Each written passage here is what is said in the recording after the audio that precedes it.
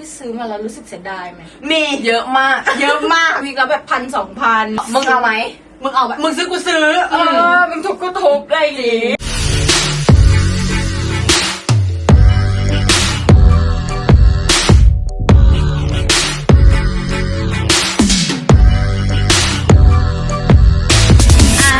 ว่ามาสวัสดีค่ะยินดีต้อนรับเข้าสู่ช่องวิตามินออฟฟิเชียลกับรายการว่ามาแต่เดี๋ยวก่อนก็คือนัดกันใส่ธีมเหลืองอร่ามทั้งหน้าตาและเสื้อขนาดนี้มาเพราะอะไรคะเราจะมาลองรวยกันค่ะวันนี้ก็คือชีวิตจริงยังไม่รวยก็ลองก่อนใช่ก็คือหน้าก็คือต้องเหลืองอร่ามให้ดูแบบดูแพงไว้ก่อนได้ก็คือทองแท้ใช่4 กะรัตเดี๋ยวอันนั้นเพชรใดๆเอาเดี๋ยวกะรัตคือเพชรหรือว่านะ 24K ทอง 24K ใดๆก็คือทองที่เขาแปะหน้าโดนัทอันนั้นแหละก็คือละ3,000ที่เขาปิดทองหลังพระก็คืออันนั้นก็คือตอนเนี้ยเจ้าอาวาสกำลังหาแล้วนะว่าแบบทองหายไปไหนเยอะแยะนะเข้าสู่คำถามแรกกันเลยนะคะเพื่อไม่ให้เป็นการเสียเวลาอยากรู้ว่าทุกคนเนี่ยเคยซื้อของที่ถูกที่สุดและรู้สึกว่าคุ้มค่าที่สุดคืออะไรทำไมเดทแอร์ล่ะกูไม่มีกูก็ไม่มีก็คือไม่มีค่ะเพราะว่าเราชอบเสนอหน้าซื้อแต่ของแพงๆใช่ค่ะก็คือเรารวยมาทั้งชีวิตแต่ทุกวันนี้ก็คือจนนะคะก็คืออย่าเรียกว่ามีเรียกว่ากล้าที่จะใช้เงินใช่ก็คือไม่ได้รวยหรืออะไรนะก็คือกล้าที่จะใช้เงินมากๆพอเห็นเงินในบัญชีเยอะปุ๊บรู้สึกรวยไงต้องเอาออกปุ๊บรู้สึกจนทันทีก็คือไม่ make sense นะแต่คืออันนี้จริงนะเพราะว่าแบบว่าเวลาทำงานที่ห้องผักกาดอะไรเงี้ยก็จะนั่งทำอยู่แล้วมันก็จะแบบหยิบโทรศัพท์ขึ้นมารู้สึกว่ากูต้องใช้ตังค์คือกูต้องใช้ตังค์กูต้องซื้ออะไรสักอย่างแต่ก็คือไม่ได้จำเป็นจะต้องซื้ออะไรนะแต่คือกูจะต้องใช้ตังค์มันคือความรู้สึกที่เฮ้ยเรารวยกันไปแหละไม่ได้เราต้องใช้เงินแบบนี้ต้องเป็นการขับเคลื่อนเศรษฐกิจอย่างนี้ดีกว่าพวกเธอเสียดายเราอย่าไปฟังมันโอเคแต่ของเรามีนะคือในก่อนที่เราเป็นคนที่เวลาซื้อของเราจะคิดแล้วคิดอีกแบบแต่ว่าบางอย่างก็ซื้อไม่คิดเลยนะเช่นชุด Official EP3 ได้ก่อนคือเดินไปปุ๊บคือเห็นมึงสวยเสื้อ Official ของเราแล้วก็มึงเอาไหมมึงซื้อกูซื้อมึงถูกกูทุบอะไรอย่างงี้ก็เลยใช่เราคือไม่ใช่ถูกนะเสร็จนั้นทั้งเสร็จก็คือ1,000 กว่าบาทเลยนะ1,200หรือเปล่าใช่1,290แพงมากก็คือกล้าที่จะใช้เงินจริงๆแต่ว่าก็นั่นแหละมันก็จะมีทั้งอันที่คิดแล้วก็อันที่ไม่คิดเลยแต่ส่วนใหญ่ก็คือจะไม่คิดใช่แต่ว่ามีอันนึงที่เราภูมิใจมากคือเราไปเดินแบบว่าเหมือนตลาดเสื้อผ้าญี่ปุ่นนะแล้วมันจะเป็นแบบว่าบางตัวเนี่ยก็คือจะใหม่มากยังติดป้ายอยู่เลยเนี่ยแล้วเราได้กางเกงตัวหนึ่งมาที่แบบทรงคล้ายๆตัวนี้เลยแต่เป็นสีเทา10 บาทเท่านั้นทุกคน10 บาทใช่10 บาทแล้วคือแบบว่าใส่นานมากใส่หลายปีคือใส่คุ้มมากแล้วเป็นกางเกงอีก1 ตัวที่เป็นแบบถือว่าเป็นตัวเก่งของเราเลยแล้วอย่างถ้าสมมุติว่าในพาร์ทของที่ถูกที่สุดไม่มีแปลว่าเราเนี่ยเป็นคน rich ก็คือไม่มีอะไรเลยนอกจากเงินแล้วเธอจะชอบไหมจริงชอบเก่งดีจังก็ชอบไม่ชอบแล้วแต่ใดๆก็คือแปลว่าเราเนี่ยกล้าที่จะใช้เงินทีนี้มีของชิ้นไหนที่ซื้อมาแล้วรู้สึกเสียดายไหมมีเยอะมากคือวันนั้นไปเดินที่ห้างหนึ่งแล้วคือแบบด้วยความที่แบบตอนนั้นยังไม่รู้จักเพื่อนมามหาลัยใหม่ๆไปเดินคนเดียวแล้วด้วยความที่พี่เขาก็ชอบแบบน้องคะได้ลองผลิตภัณฑ์ชิ้นนี้นี่นะคะน้องเนี่ยดีมากเลยลองขัดถูน้องดูเนี่ยจะทำให้ครีมซึมง่ายขึ้นนะคะน้องกูก็หน้ามือตาหมูกูก็เบลอของกูอะค่ะคุณพี่ค่ะเอาหมดใช่ไหมค่ะเดี๋ยวนะคืออะไรคือรูปเราเคิร์ฟเหรอป้ายยาไงก็ป้ายยาใช่แล้วคือพี่เขาบอกว่าตัวนี้ดีนะคะน้องจะช่วยกำจัดสิวเซียนทำให้หน้าน้องกระจ่างใสขึ้นเห็นหน้ากูทุกวันนี้ไหมล่ะมันก็ไม่ได้ช่วยเท่าไหร่นะคะทุกคนก็ซื้อมาเยอะมากตัวนี้เราจะไม่บอกแบรนด์นะคะทุกคนสปอนเซอร์ไม่ต้องเข้าเลยนะคะทุกคนคือซื้อมาเยอะมากแล้วคืออันที่ใช้ไปหมดแล้วก็คืออีกเยอะก็คืออันนี้ฟาดไปหลายหมื่นอยู่นะคะทุกคนอย่าหาทำอย่าหน้ามือตามัวค่ะทุกคนไม่ดีของอันนั้นของเราคือมันก็ไม่ได้แพงสักเท่าไหร่ก็คือเป็นประมาณหลักร้อยเป็นเสื้อตัวหนึ่งก็คือด้วยความที่ตอนนั้นเรากำลังอินกับอะไรขาดก็เลยแบบว่าเฮ้ยเสื้อกางเกงแบบของขาดคือมันดูโอเคแล้วก็แบบอันเนี้ยช่วงตอนนั้นคือหน้ามืดตามัวแบบเบลอแบบไม่อยากดูจนไงคนจะได้ไม่ว่าดูรวยบ้างอยากดูจนแล้วคือสีเสื้อก็คือทุเรศมากคือไม่เข้าใจว่าทำไมคือตอนนั้นซื้อมาได้ไงถามว่าเคยใส่ไหม1 ครั้งท้วนใส่แล้วก็แบบ เดี๋ยวเอาไม่เอามาออกจากมาทันเซอร์ดีกว่าก็คือดูความเห็นความขาดความขาด คือทุกคนไม่รู้ว่ากล้องมันเห็นไหมแต่ก็คือมันเยอะมากเลยทุกคนดูนี่ เฮ้ยไม่มันเป็นสไตล์เว้ยใครชอบเอฟต่อได้นะเว้ยก็คือดูใส่ไปแค่1 ครั้งท้วน แต่ก็คือไม่ใช่เลยนะตอนที่อาน่าเอาออกมาจากตู้อ่ะก็คือถามว่าอาน่าทำไมเธอไปวางให้หนูกัดล่ะคือแบบยังคือทุกคนอีข้างหน้าไม่เท่าไหร่ทุกคนดูข้างหลังค่ะ ไม่พวกนี้มันไม่มีสไตล์นี่คนสไตล์สมาอย่างเราต้องเข้าใจว่านี่คือสไตล์ที่เท่และเป็นเทรนด์มันเป็นแนวสตรีทไม่เข้าใจเลยพวกไม่สตรีทกันนี่แหละสักที ของเรารู้สึกว่าการที่เราใช้เงินอ่ะ ก็คือส่วนใหญ่ก็จะคิดแล้วแต่ก็อย่างที่บอกว่าอะไรแพงโดยที่ซื้อโดยไม่คิดก็จะเป็นแบบเช่นของที่แม่งต้องตัดสินใจภายในเวลา5 นาทีเพราะว่าเราจะแบบซื้อไปไม่อยากคิดแล้วพอเอามาใส่แล้วเราไม่ได้ชอบขนาดนั้นน่ะไม่ว่าราคามันจะถูกแค่ไหนมันก็จะรู้สึกว่าแพงสำหรับเราเพราะว่าเราใช้ไม่คุ้ม เหมือนเสื้อกับตัวนี้ไงคือตอนนั้นน่ะได้ความที่แบบว่าซื้อมาก็ไม่รู้คิดอะไรอยู่ก็คือจ่ายเงินเลย แล้วพอกลับมาถึงบ้านก็แบบใส่แล้วก็คือจริงๆแล้วเราก็สามารถเอาเสื้อที่เรามีอยู่แล้วอ่ะมาตัดอย่างนี้ก็ได้หรือเปล่าไม่ต่างกันเท่าไหร่แล้วสีก็คือทุเรศมากก็คือแบบเธอบูลลี่น้องเหรอหรือเธอจะไม่บูลลี่ จริงแต่ว่ามันเป็นอะไรที่แปลกมากเลยนะคือเสื้อตอนที่อยู่ที่ร้านจะดูสวยมากอะ จริง ไม่รู้นางใช้ไฟอะไรหรือใช้เอฟเฟกต์อะไรหรือใช้ฟิลเตอร์อะไรลวงตาอะไรอยู่แต่คือสวยมากแต่พอกลับมาที่ห้องแล้วมันรู้สึกว่าคนละฟิลกันกับที่ร้านเลยอะ อยู่ในหุ่นคือดูดีดูเชฟแต่พอมาอยู่ที่กูทำไมดูตันๆวะทำไมมันดูไม่เหมือนหุ่นทำไมมันดูไม่เหมือนที่คิดไว้เลยอ่ะ จริงๆแล้วคือเสื้อถ้าซื้อแบบหน้าร้านอะยังพอโอเคนี่มีปัญหากับการซื้อเสื้อออนไลน์ยิ่งโดยเฉพาะยุคโควิดเงี้ยทุกคนก็จะแบบว่าช้อปปิ้งออนไลน์กันเป็นส่วนใหญ่ใช่ปะแล้วคือเสื้อบางทีเราแบบเห็นแล้วนะว่าตารางไซส์เขาแบบบอกอย่างนี้เราก็วัดกับตัวเองแล้วว่าเราจะใส่ได้เว้ยแต่ทุกคนค่ะเคยเป็นไหมคะได้มาแล้วแบบอะไรวะเนี่ย คือไม่ตรงปกใดๆเลย รู้สึกว่าอยากกลับไปมีชีวิตก่อนหน้าที่จะแบบมีโควิดอ่ะอยากไปเดินช้อปปิ้งแบบนั้นแล้วรู้สึกว่ายิ่งอยู่ห้องแล้วก็ยิ่งแบบฉันต้องซื้อของถ้าไม่ได้ออกไปไหนเลยแล้วจะต้องระบายแล้วรู้สึกว่าเงินในบัญชีก็คงบอกว่ามึงฝากบ้าง ถอนกูได้แล้ว ก็คือเอาเงินเข้าบ้านไม่ใช่เอาเงินออกอย่างเดียว ใช่อันนี้ทีนี้อยากรู้ว่าส่วนใหญ่ใช้เงินไปกับอะไรกันบ้าง ของกิน ของกินเรื่องใหญ่ ถูกต้องค่ะทุกคนก็ดูจากความอุดมสมบูรณ์นี้นะคะทุกคนก็คือความแก้มกลมเลยได้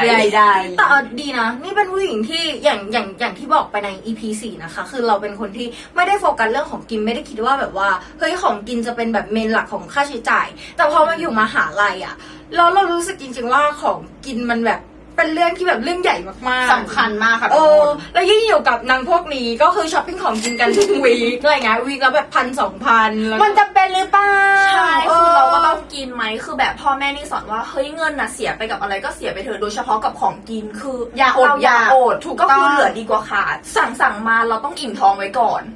แต่นี่จริงนะคือแม่นี่ก็บอกว่าเฮ้ยลิต้าอย่าไปหวงเกี่ยวกับของกินอยากกินอะไรกินเลยสำหรับเราอ่ะเรารู้สึกว่าคือกินปุ๊บมันหมดกินปุ๊บแล้วเงินเราหายไปภายในพริบตาคืออย่างถ้าซื้อเสื้อผ้าซื้ออะไรอย่างเงี้ยเฮ้ยมันมีให้เห็นหัวเก็ตปะแต่ก็คือเงินที่เราใช้ไปกับของกินมันกินเข้าไปแล้วมันก็ผ่านกระบวนการแล้วมันก็กลายเป็นของเสียมันก็เหมือนเงินก้อนนั้นหายไปอ่ะเราก็เลยแบบว่าเป็นคน แล้วเธออยากจะเก็บเงินไว้ล่ะตอนที่มันออกมา เก็บไว้ก็ได้นะจริงๆ แต่จริงๆมันก็เหลือๆไว้ ขอไม่เก็บไว้แล้วคนเดียวนะ แต่ก็นั่นแหละก็เลยเป็นคนที่แบบจะประหยัดเรื่องของกินแล้วก็เราจะใช้กับของใช้ของอะไรเงี้ยมากกว่าใช่ ของนี่กินตลอดเลยเดี๋ยวก็คือต่อให้ในตู้เย็นจะมีของเยอะเท่าไหร่ก็ตามต่อให้ตู้เย็นจะไม่มีที่ยัดอะไรแล้วก็ตาม เราก็จะรู้สึกว่ามันโล่งไม่มีอะไรจะกิน จริงทุกคนคือ2คนเนี้ยเป็นโรคประหลาดอย่างหนึ่งทุกคนเราขอแต่งตั้งให้มันเป็นโรคเลยทุกคนคือแบบอารมณ์เดียวกับเสื้อผ้าทุกคนเคยเปิดตู้เสื้อผ้าที่แบบมีทุกอย่างมีเต็มไปหมดแต่บอกว่าวันนี้ไม่มีอะไรใส่เลยปะ อารมณ์เดียวกับตู้เย็นเลยค่ะก็คือตู้เย็นอะเต็มไปหมดเลยนะโยเกิร์ตเนื้อสัตว์อะไรอย่าง ขนมใดๆ นมขนมใดๆคือเต็มมากแต่พอเปิดมามึงวันนี้ไม่มีอะไรกินอะเราไปซื้อของกันเถอะแล้วก็แบบเดี๋ยวนะ แล้วบางทีอ่ะคือถ้าอาทิตย์เป็นอาทิตย์อะเข้าใจแต่เมื่อ2 วันที่แล้วเพิ่งซื้อไป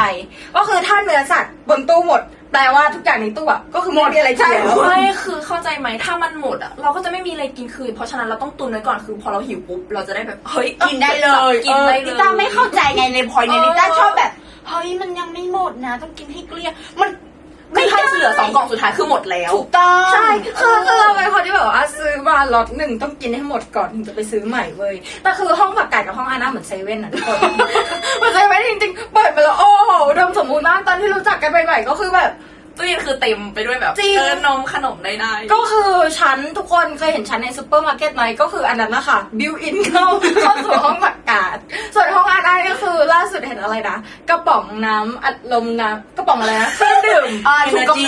energy drink ค่ะ เต็มเลยก็คือไม่ใช่แค่แพ็คเล็กๆ12ยังพอเข้าใจ6กระป๋องยังพอเข้าใจอันนี้30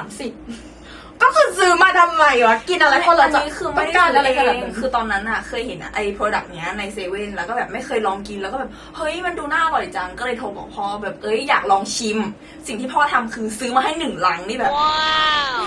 นี่ไงคืออีกสิ่งหนึ่งที่ซื้อมาเรารู้สึกเสียดาย